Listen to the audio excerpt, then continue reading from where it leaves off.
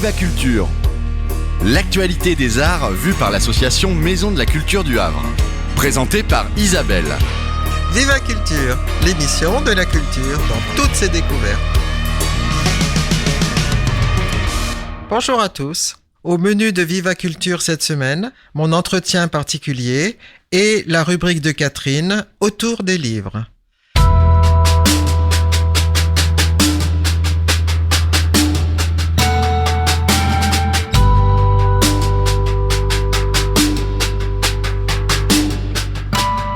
Pour en finir avec Écrivain en bord de mer 2019, parlons d'Arnaud Bertina. Un écrivain qui a fait partie dès le début de l'aventure d'un culte. Revue et maison d'édition avec, entre autres, Mathias Sénard, Maëlys de Carangal, Olivier Roé.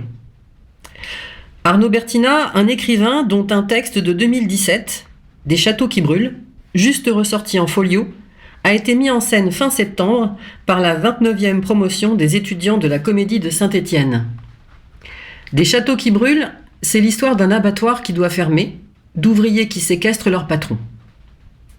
Arnaud Bertina a, au festival, présenté le premier jet d'un livre autour d'une résidence dans un centre, à Pointe-Noire, au Congo, pour très jeunes femmes ayant été compagnie, c'est-à-dire ayant vécu avec un blanc le temps de sa présence en Afrique, ou ayant subi des viols, ou devenues mères très très jeunes.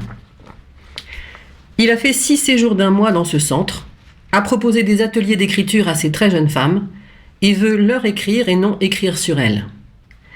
Il s'est aperçu qu'elles n'étaient pas réductibles à leur exploitation. Elles sont malgré tout, à certains moments, dans la joie, ont une énergie de vie très déroutante, dont il faut aussi rendre compte. Arnaud Bertina est un styliste qui peut travailler des heures sur la ponctuation, vous expliquer tout l'intérêt du point-virgule, mais aussi, surtout, un écrivain engagé, qui par ses textes veut réparer, montrer les inégalités, créer des percées de colère, remettre du désir et de faire communauté. Une sorte de redresseur de tort, mais surtout pas surplombant, accompagnant plutôt. Quelqu'un de profondément humain, touchant, et touché, même brûlé par ces personnes qu'il rencontre et dont il rend compte. Arnaud Bertina est à lire. Au revoir. Christina, nakosenga na yo bosananga. Nasali nyonso ekoki po tosangana na mariage.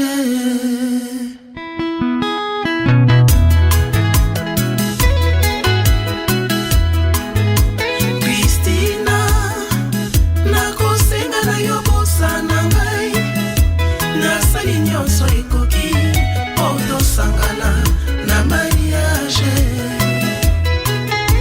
Christina, kanisa moke nyonso yolobi na ngai, olobi na lukakisi ye mpo nazwa mbongo mpe tobalana. Nga nakokoka te ya solo Christine na vilo ya ngai ya bomwana. Nalingi yo ya solo Christine, nakamati desizio na mai na miso. Nakosala mikolo mpona bosana yo mwasi na ngai ya liboso wana mokili.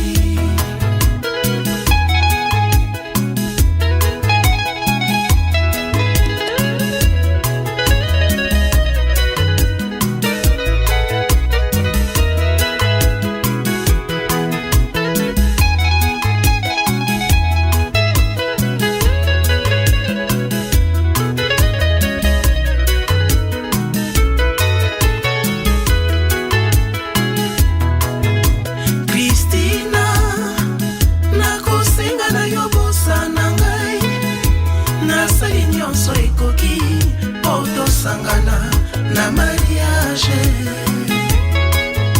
Christina, kanisa moke nyonso yolobi na ngai, olobi na lukangisi ye mpo nazwa mbongo mpe tobalana. Nga nakokoka te ya solo Christine na vilo ya ngai ya bomwana. Nalingi yo ya solo Christine, nakamati desizio na mai na miso. Nakosala mikolo mpona bosana yo mwasi na ngai ya liboso wana mokili.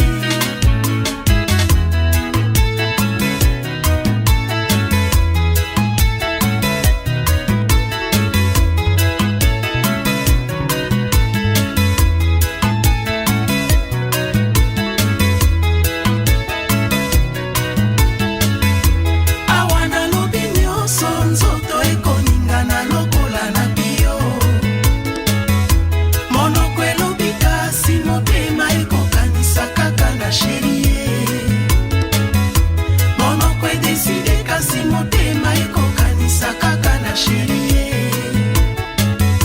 Christine a changé motema mbote tolingana kaka na bopauvre na biso. Tango ezali naino vanda moke okanisa ndenge tolingani ye.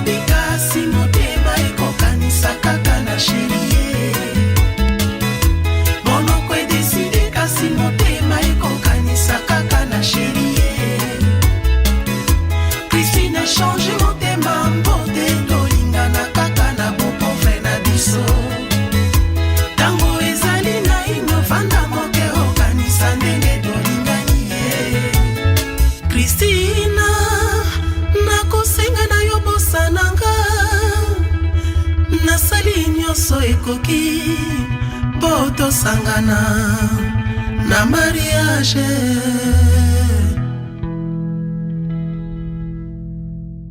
Étienne, bonjour. Bonjour. Alors, vous venez pour nous parler de BDlirium, qui est une boutique de bande dessinée américaine, car vous êtes spécialisé, et vous êtes installé 72 rue du Maréchal Gallieni. Alors, est-ce que vous pourriez me dire ce que vous proposez à la vente ? Alors, je crois qu'il y a beaucoup de choses. effectivement, nous avons beaucoup de choses à proposer, notamment de la bande dessinée, bien entendu, américaine, et aussi toutes sortes de produits dérivés liés au cinéma, aux super-héros. On fait des t-shirts, des figurines, des cadres, des affiches, enfin, on balaye très large.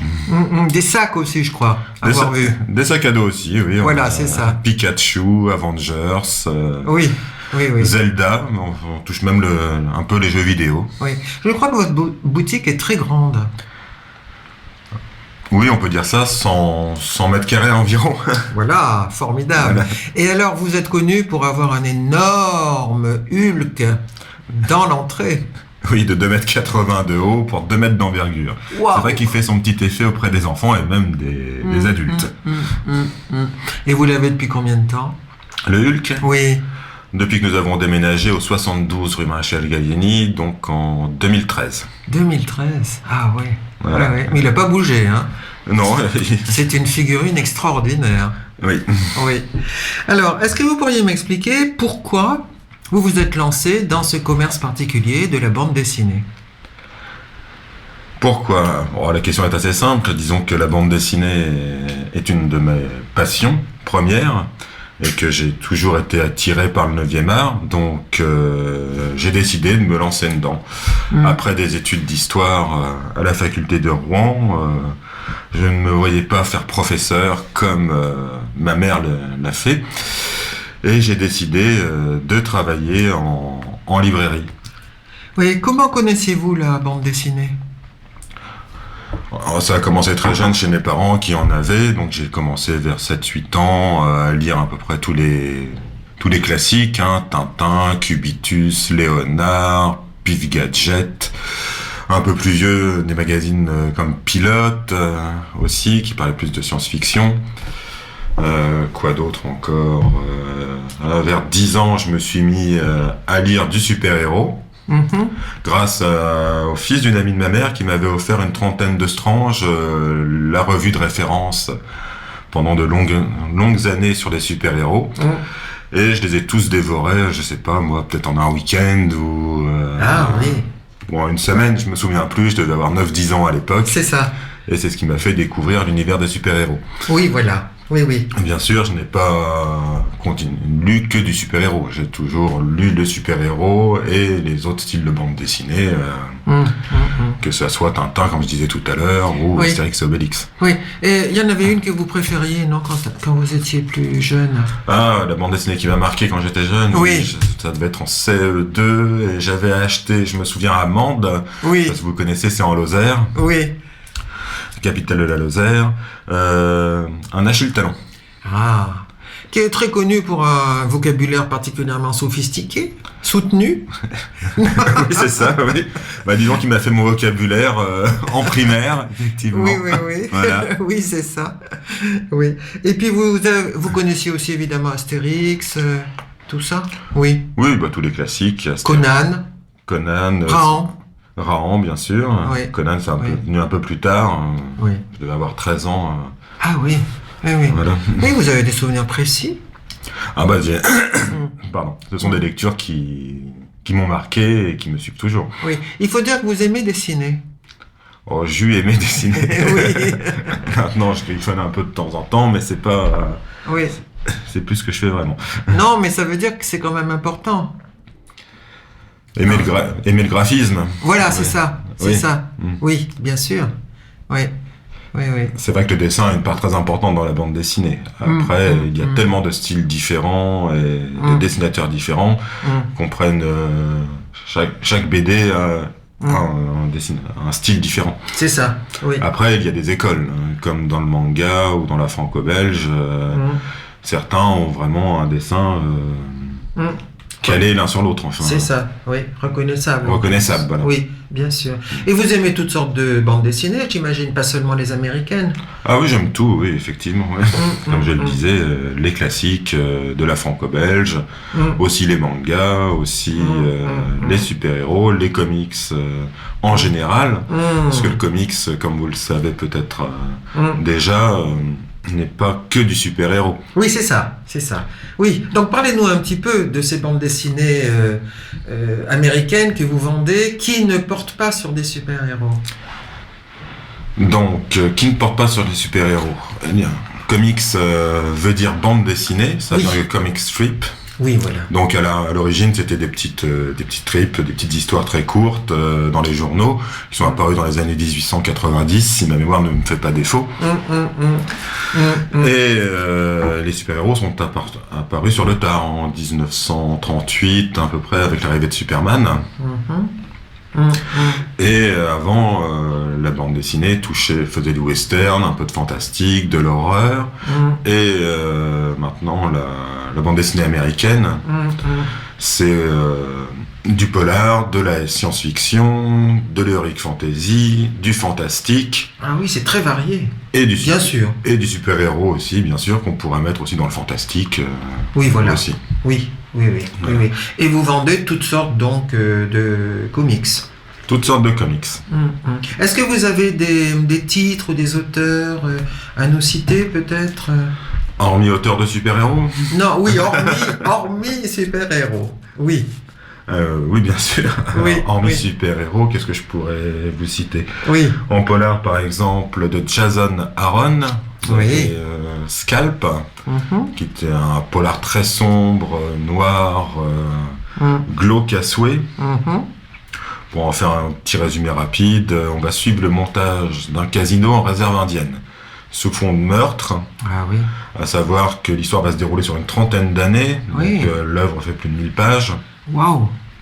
et tous les personnages sont bien décrits, ont leur personnalité propre, enfin l'auteur a le temps de bien faire tout cela, et l'histoire se déroule sur 30 ans, on va avoir des flashbacks qui vont expliquer toute l'histoire jusqu'à arriver à sa conclusion finale. Ah là là, c'est en plusieurs volumes? En intégrale chez Urban, en 5 tomes. 5 tomes. C'est un peu comme les séries à la télévision. Oui, d'ailleurs. D'enfants. Oui. Oui, d'ailleurs, maintenant la télévision va puiser allègrement dans les comics. Ah d'accord. Par exemple, ma série favorite, Oui. Fletcher, qui est Oui. écrite par un auteur irlandais, Garcenis, Oui. a été déclinée en série Mhm. télévisée. Ah oui. Oui. Donc là, on est dans Oui. du fantastique pur, une critique de la société, de la religion. Ça s'adresse à un public averti parce que c'est pas forcément Oui. facile à comprendre. Il faut quand même certains codes. Oui. Et aussi, c'est aussi d'une grande violence. Mais C'est ça. Ah oui, je voudrais peut-être qu'on insiste là-dessus. C'est pas une bande dessinée, c'est pas un ouvrage pour un enfant. Enfin. Certaines, non. Ah oui, c'est ça. En fait, Oui. disons que dans la bande dessinée, que ce soit la bande dessinée américaine, européenne ou asiatique, on va dire, comme pour le cinéma, chaque série, chaque bande dessinée est adaptée à un public. Donc soit un public jeunesse, soit un public ado, soit un public adulte. Ah d'accord. Et moi, je distribue dans ma boutique plus de produits destinés aux adultes. Entendu. Alors, qu'est-ce qui distingue? Alors, vous parliez de violence, vous parliez de religion. Qu'est-ce qui distingue dans les sujets, par exemple, ceux qui touchent plutôt les adultes que les enfants?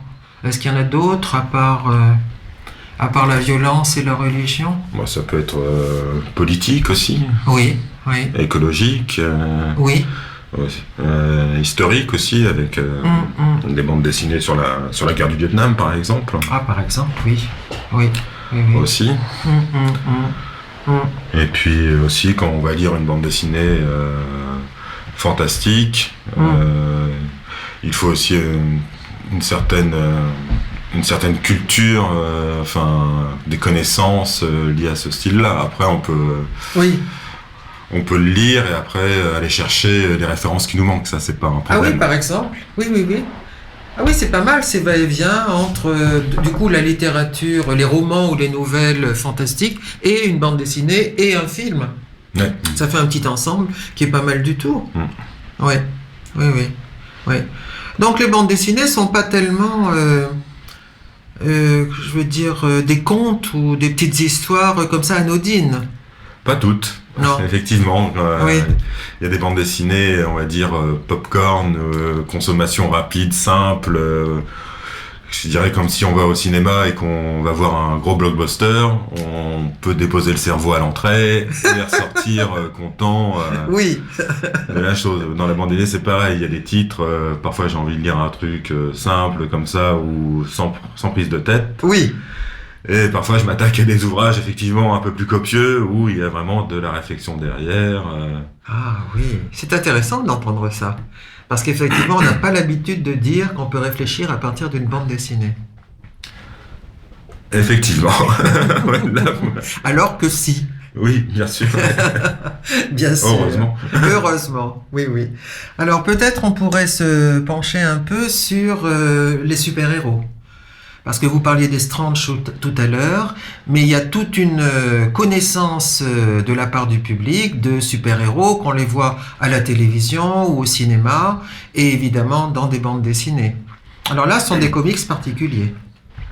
Alors oui, le comics dit de super-héros. Pour faire une petite approche historique, on va dire, comme je l'ai dit en introduction, ils sont apparus pour la première fois en 1938 avec l'apparition de Superman. Donc Superman 1938, vous m'en parlez davantage ? Bon, pour faire très bref, donc il a été créé en 1938 par Jerry Siegel, qui a créé ce surhomme, qui est un peu, on pourrait faire un parallèle avec la religion, là est la religion juive. Siegel était juif, bien que non pratiquant. Oui, oui. On va dire que Superman est un peu le Moïse sauvé du Nil, sauf que lui était extraterrestre et mis dans un vaisseau spatial par ses parents pour être sauvé de l'explosion de sa planète d'origine, Krypton. Ah, voilà. Et après, il va se retrouver sur Terre et va être un peu le dieu parmi les hommes. Ah, c'est ça. Ouais. Parce que en fait, c'est un personnage qui apparaît là, qui est un peu particulier, parce que c'est un homme tout à fait courant, banal, invisible, on va dire, dans la vie ordinaire. Et puis, il a des super pouvoirs qu'il déploie de temps en temps pour sauver quoi? Sauver l'humanité, la ville, des personnes. Le monde en général. Le monde en général. Voilà. Oui, oui. Voilà. Donc le Oui. premier super-héros, on va dire Superman. Après son énorme succès, d'autres sont apparus.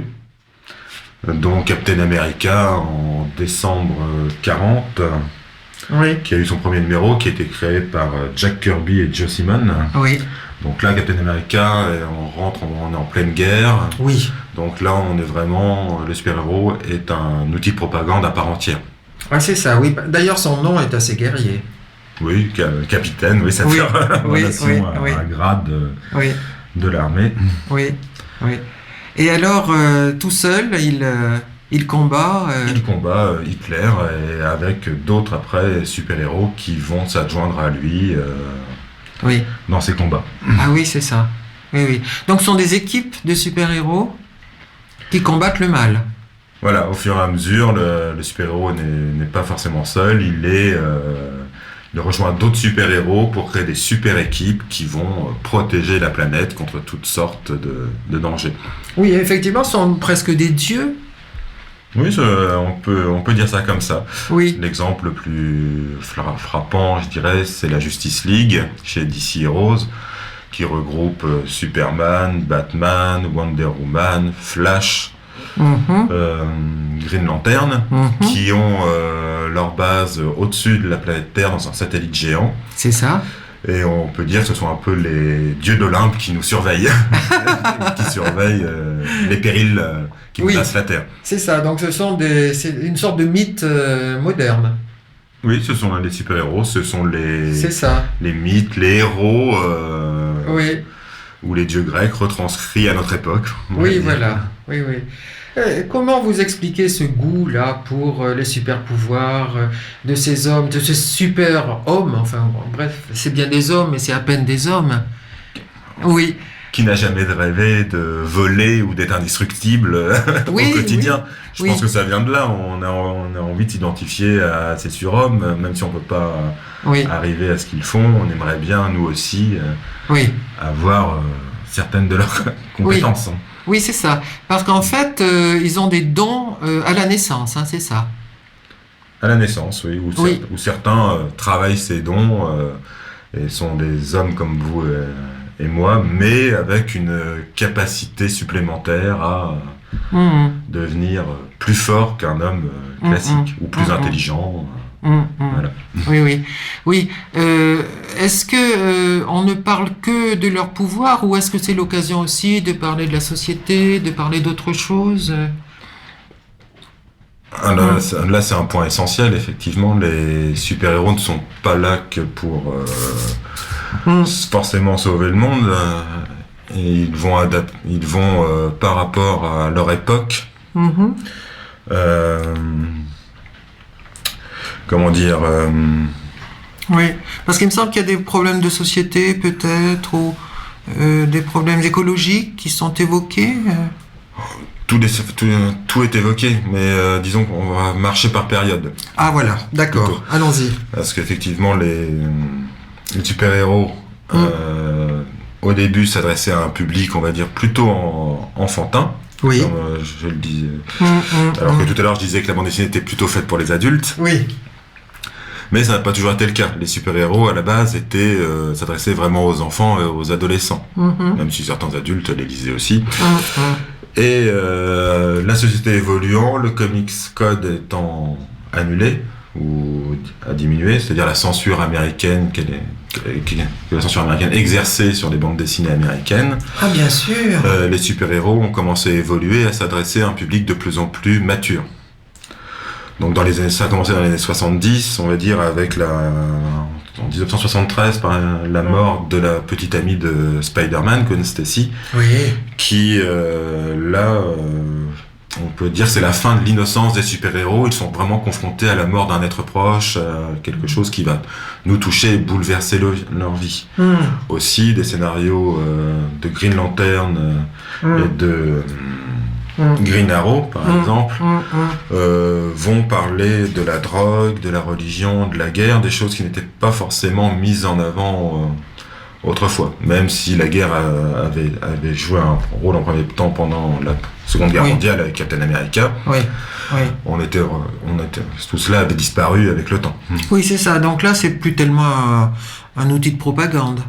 Non, c'est aussi un modèle aussi, il lutte contre la drogue, contre les trafiquants, c'est aussi une manière aussi de mettre en avant, de protéger les enfants aussi, c'est un peu de la morale aussi. C'est ça, américaine. Oui, voilà. on a l'impression quand même d'une idéologie américaine, non? Ouais.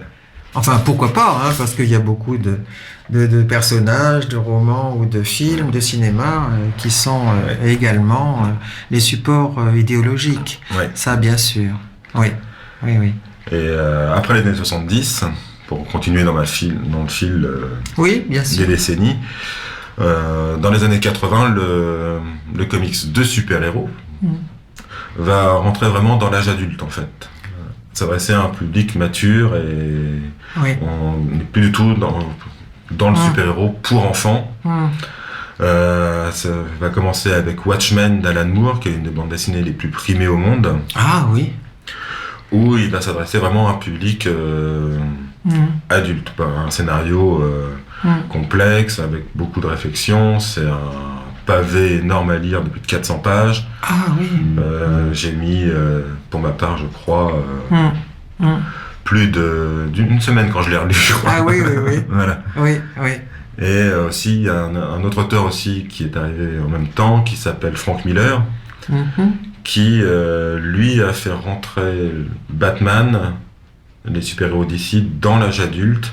Parce qu'à cette époque-là, dans les années 80, mi-80, Batman avait failli disparaître à faute de succès. Et Frank Miller a écrit une histoire sur Batman qui a complètement bouleversé la donne sur le personnage. Ah oui.